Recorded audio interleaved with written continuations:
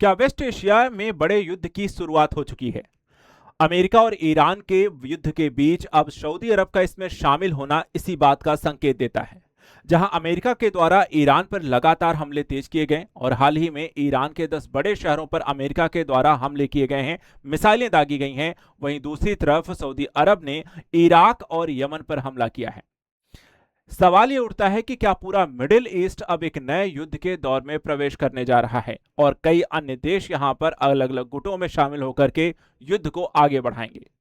चलिए समझाता हूं इस पूरे वर्ल्ड अफेयर्स की यहाँ पे घटनाक्रम को, इस जियोपॉलिटिक्स को और मिडिल ईस्ट, वेस्ट एशिया, फारस की खाड़ी या हम स्ट्रेट ऑफ हॉर्मुज और बाब अल मंडेब जैसी यहाँ पर चीजों के बारे में, ईरान, सऊदी अरब, इराक के बारे में मानचित्रों के माध्यम से स्पष्ट तरीके से आपके लिए समझना अगर चाहेंगे तो यहाँ पर बहुत आसान तब हो जाता है जब हम मैप को देखते हैं। सबसे पहले आपको एक केंद्र बिंदु है, यहाँ पर आपको वेस्ट एशिया, मध्य पूर्व की एक स्थिति है। वेस्ट एशिया भी से कहते हैं, इस पूरे रीजन को यहाँ पर एक मिडिल ईस्ट सेक्शन कहा जाता है। फारस की खाड़ी जिसे हम कहते हैं तो ये एरिया है। यहाँ पर आप जो ब्लॉकेज देख रहे हैं जिसे हम हॉर्मुज जलडमरू कहते हैं, स्ट्रेट ऑफ यहाँ पर आपको हॉर्मुज कहते हैं, जिसे ईरान के द्वारा हाल में ब्लॉक किया गया है, जिसके कारण इस क्षेत्र में इराक हो गया, सऊदी अरब होगा, यूएई हो गए, अमान हो गए, कतर हो गए, बहरीन हो गए, कुवैत हो गए, इनको अपनी क्रूड ऑयल को सेल करने के लिए यहाँ पे समस्याएं आ रही हैं। अमेरिका के द्वारा ईरान पर हमले किए जा रहे हैं और सऊदी अरब ने यहाँ पे इराक और यमन पर हमले शुरू कर दिए हैं। इस पूरी कहानी में सऊदी अरब के शामिल होने का अपना एक जियोपॉलिटिक्स है। सऊदी अरब को देखें तो फारस की खाड़ी और दूसरी तरफ लाल सागर दोनों के साथ सीमा को साझा करता है। इसके माध्यम से सऊदी अरब न सिर्फ यहाँ पे फारस की खाड़ी से दूसरे देशों को तेल और गैस की यहाँ पे सप्लाई करता है, बल्कि लाल सागर से होते हुए बाब अल मंदेब को क्रॉस करते हुए तेल और गैस की सप्लाई करता है। लेकिन हूतियों के द्वारा बाब अल मंदेब को यहाँ पे रोकने की कोशिश की जा रही है और ईरान के द्वारा हॉर्मुज ऑफ स्ट्रेट को। इसके कारण यहाँ पे समस्या बहुत ज्यादा बढ़ चुकी है और इसी के लिए यहाँ पर देखा जाए तो सऊदी अरब के द्वारा इराक और यहाँ पर यमन पर हमले किए गए। अमेरिका ईरान का युद्ध चल रहा है और इसके कारण ये दायरा यहाँ पर बढ़ता जा रहा है। सऊदी अरब की बात करें, इसकी राजधानी जहां रियाद है, इराक की राजधानी बगदाद है, ईरान की राजधानी तेहरान है और यमन की राजधानी आपको अदन है। हूतियों का देखा जाए तो इस क्षेत्र में यहाँ पर नियंत्रण है, जिसके कारण बाब अल मंदेब को वहां पर ब्लॉक करने की कोशिश करते हैं। अब चलिए पूरी घटना को थोड़ा सा समझने की कोशिश करेंगे कि अमेरिका का ईरान पर बड़ा हमला जो हाल ही में आपको हुआ है।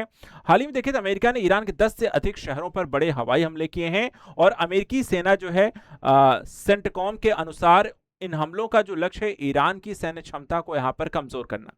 जिन 10 बड़े शहरों को यहां पर टारगेट किया गया है उसमें है केशम, किश, काजरून, अहवाज, अबादान, शादेगान, अरवंद किनार, बुशेहर, जाम और साथ ही साथ आपका खोरमोज। ये 10 बड़े शहरों पे अमेरिका के द्वारा अभी अभी यहाँ पे हमले किए गए हैं। इसके अलावा देखा जाए तो सवाल ये भी है कि जो एक तरफ यहाँ पे अमेरिका और ईरान के मध्य समझौते की बात हो रही थी, वापस से यहाँ पर हमले क्यों शुरू हो चुके हैं और यह अमेरिका के द्वारा ईरान पर वापस से दोबारा हमले क्यों शुरू किए गए? तो इसका तत्कालिक कारण यह है कि हाल ही में देखा जाए तो ईरान ने अपने समर्थित समूहों के साथ मिलकर के अमेरिका और उसके सहयोगी देशों पे इसके सैन्य ठिकानों और उसकी ऊर्जा अवसंरचनाओं पर यहां पर हमले किए हैं। इस हमले के यहां पे जवाबी कार्रवाई के दृष्टिकोण से यहां पे अमेरिका के द्वारा ईरान के प्रॉक्सी नेटवर्क को कमजोर करने के लिए और ईरान की यहां पर चल रही लगातार हमलों को नष्ट करने के लिए अमेरिका के द्वारा वापस से हमले शुरू किए गए हैं। सवाल यह भी है कि अमेरिका ने यहां पर जिन चीजों को टारगेट किया है वो क्या क्या रही, यानी कि ईरान की किन चीजों को यहां पर नष्ट करने की कोशिश की गई है। तो इसमें आईआरजीसी यानी इस्लामिक रेवोल्यूशन गार्ड्स कॉर्प के कमांड सेंटर को नष्ट किया गया है। Missile launch centre, drone base, radar एवं तटीय रक्षा प्रणाली, हथियार भंडार और सैन्य संचार केंद्रों को यहां पर टारगेट किया गया है। इनको नष्ट करने के इनको यहां पर हमले किए गए हैं। दूसरी तरफ यहां पे सवाल आता है कि सऊदी अरब ने इराक पर क्यों हमला किया है।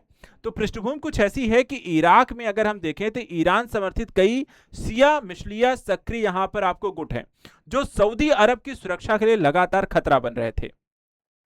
और इराक में देखा है तो कई सारी सक्रिय प्रमुख ईरान समर्थित जो मिशलिया ग्रुप है, इसमें आपको देख पॉपुलर मोबिलाइजेशन फोर्स जो सबसे अहम है पीएमएफ है, इसी पे यहाँ पर अभी सऊदी अरब के द्वारा हमले किए गए हैं और खिताब हिजबुल्लाह है और हरकत अल नुजाबा है, जैसे यहां पर चीजें हैं। हमला और समन्वय की बात करें तो सऊदी अरब ने अमेरिका के साथ मिल करके इराक पर इस हमले को अंजाम दिया है। इराक स्थित ईरान समर्थित ईरानी ठिकानों पर देखा जाए तो सऊदी अरब के द्वारा हमले किए गए हैं और लक्ष्य जो है ड्रोन लॉन्च साइट, हथियार भंडारों पर को पूरी तरह से नष्ट करने की कोशिश की गई है। एक तरीके से यहां पर देखा जाए तो सऊदी अरब अपने क्षेत्र को सुरक्षित रखने के लिए इराक पर यहां पर हमले कर रहा है और इराक के इन ग्रुप जिसे यहां पे ईरान के द्वारा समर्थन प्राप्त है। सऊदी अरब ने यहां पे आरोप ये लगाया है कि इन समूहों ने लगातार सऊदी अरब के तेल प्रतिष्ठानों पर ड्रोन हमले किए हैं। इसके अलावा तेल अवसंरचना को निशाना बनाया है, क्षेत्रीय स्थिरता को नुकसान पहुंचाने की कोशिश की है और सऊदी अरब ने इसे अपनी राष्ट्रीय सुरक्षा के लिए खतरा बनाया और इस चीज को यहां पे टारगेट करके हमले किए गए हैं। एक चीज और है कि हमलों का यहां पर उद्देश्य सिर्फ इतना था कि सऊदी तेल को यहां पर सुरक्षित रखना है, ईरान समर्थित जितनी मछलियां ग्रुप है उनको कमजोर करना है और क्षेत्रीय स्थिरता को सुरक्षित रखना है। वहीं इराक ने अपनी प्रतिक्रिया दी है। इराक कहता है कि देखिए, इराकी सरकार ने इन हमलों को अपनी संप्रभुता का उल्लंघन बताया है और इराक ने सऊदी और अमेरिका के हमलों का कड़ा विरोध भी जताया है। अब हमला यह है कि अगर आपके देश पे हमला हुआ तो क्या इराक भी पलटवार करेगा, क्या सऊदी अरब पर हमला करेगा और क्या ये आपको युद्ध और भी ज्यादा बड़े स्तर पर यहां पर आगे शुरू हो सकता है। इसके अलावा देखा है तो इराक पर ही यहां पर सऊदी अरब ने हमला नहीं किया है बल्कि यमन पर भी हमला किया है।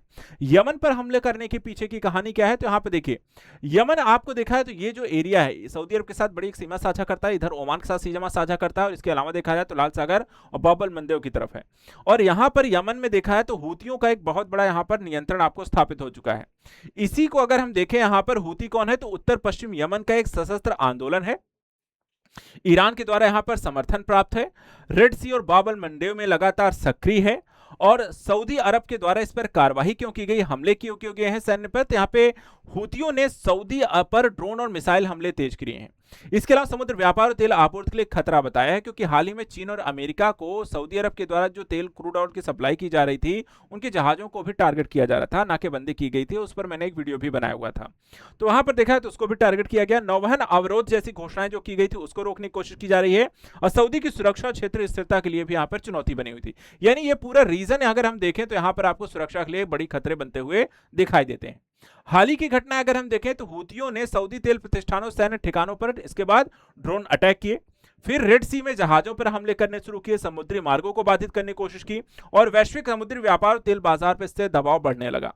इसी के कारण यहां पर सऊदी ने प्रतिक्रिया दी। प्रतिक्रिया के स्वरूप यहां पर सीमा सुरक्षा को मजबूत, हूती ठिकानों पर हवाई हमले तेज किए, समुद्री सुरक्षा अभियान चलाया और क्षेत्रीय और अंतर्राष्ट्रीय यहां पर देशों के साथ मिलकर के इसको यहां पर सहयोग के साथ मिलकर के इसको टैकल करने की कोशिश की है।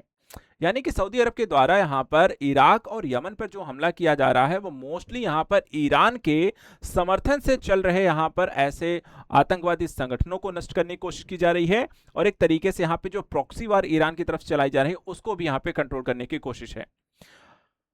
अब यहां पे क्या सऊदी सीधे ईरान से युद्ध लड़ रहा है, इसको भी समझने वाली बात है। तो यहां पे सीधे तो आप नहीं कहेंगे, है ना।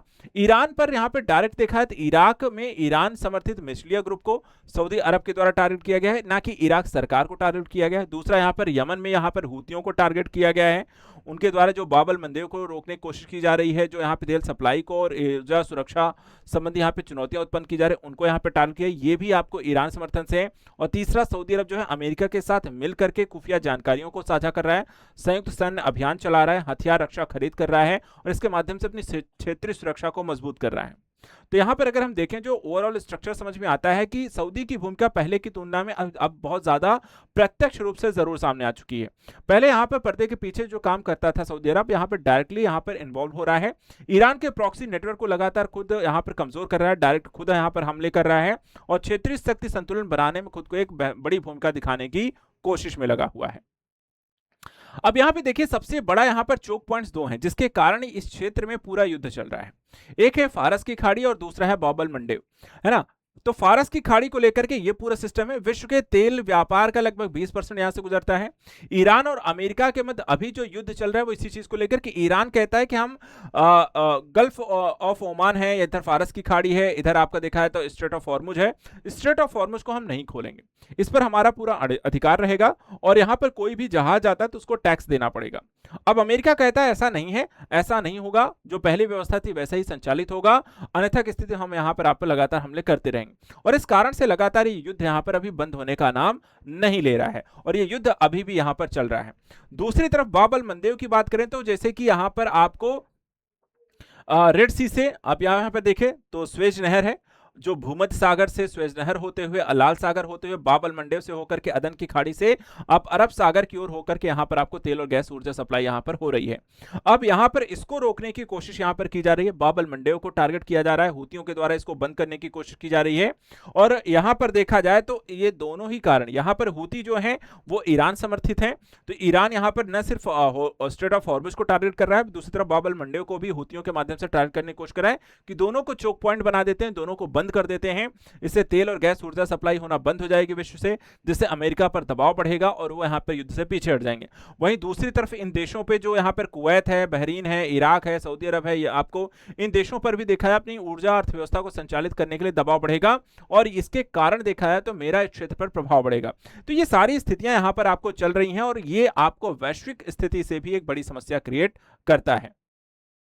वहीं आपको जाते जाते ये भी समझ लें कि अगर पूरा पश्चिम एशिया युद्ध के दौर में प्रवेश कर जाता है, मध्य पूर्व मिडिल ईस्ट में युद्ध बड़े स्तर पर छिड़ जाता है, कई सारे देश में शामिल हो जाते हैं, तो क्या भारत पर प्रभाव पड़ेगा? तो देखिए, ऊर्जा सुरक्षा भारत के लिए सबसे बड़ी चुनौती बनती है। भारत का बड़ा हिस्सा अभी भी पश्चिम एशिया से आता है। हॉर्मुज अगर बंद होता है, रेड सी भी बाधित हो जाता है, बाब मंडेव यहां पर रोक लिया जाता है, तो पेट्रोल महंगा होगा, एलपीजी महंगी होगी, आयात लागत भारत की बढ़ जाएगी, उससे सामान हर चीज का भारत में महंगा हो जाएगा। दूसरा, व्यापार को लेकर के देखा है तो भारत यूरोप समुद्री व्यापार प्रभावित हो सकता है। अभी देखा जाए जो यूरोप से होते हुए, भूमध्य सागर होते हुए, स्वेज कनाल से होते हुए आपको देखा जाए तो रेड सी, बाब मंडेव होते हुए आपको अरब सागर से भारत पर आपको बाकी ऊर्जा सप्लाई सुनिश्चित होती है, व्यापार होता है, वो यहां पर आपको प्रभावित हो सकता है। उसके लिए यहां पर एक लंबा route Cape of Good Hope होते हुए यहां पर यूरोप की तरफ जाना पड़ेगा, जिससे लागत आपको बढ़ेगी, लंबा मार्ग, अधिक समय और अधिक लागत। महंगाई क्या होगी? महंगाई जैसे तेल अगर महंगा होगा तो उसको तेल महंगा होने के कारण जिन जगहों पर भी जहां जहां क्रूड ऑयल का यूज हो रहा है, पेट्रोल डीजल का यूज हो रहा है, यानी तेल महंगा तो परिवहन महंगा, परिवहन महंगा तो जो भी सामान एक स्थान से दूसरे स्थान लाने ले जाने में खर्च हो रहा है तो वहां पर वो भी महंगे हो जाएंगे और भारत में इन्फ्लेशन बढ़ जाएगा, आम जनता इससे डायरेक्ट प्रभावित होगी।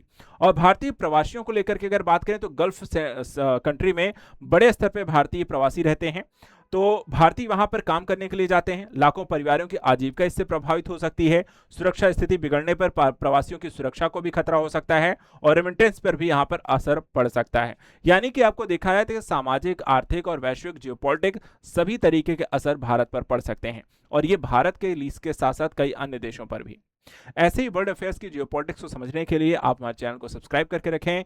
फिलहाल यहाँ पर आज हमने इस टॉपिक को डिस्कस किया, इससे रिलेटेड कुछ और भी वीडियोस हम लगातार लेकर आते रहेंगे, नई डेवलपमेंट्स को लेकर के, क्षेत्रीय स्थिति को लेकर के, मैप्स को लेकर के और साथ ही साथ जियोपॉलिटिक्स की समझ को लेकर के। फिलहाल आज के लिए इतना ही। Thank you so much and good luck.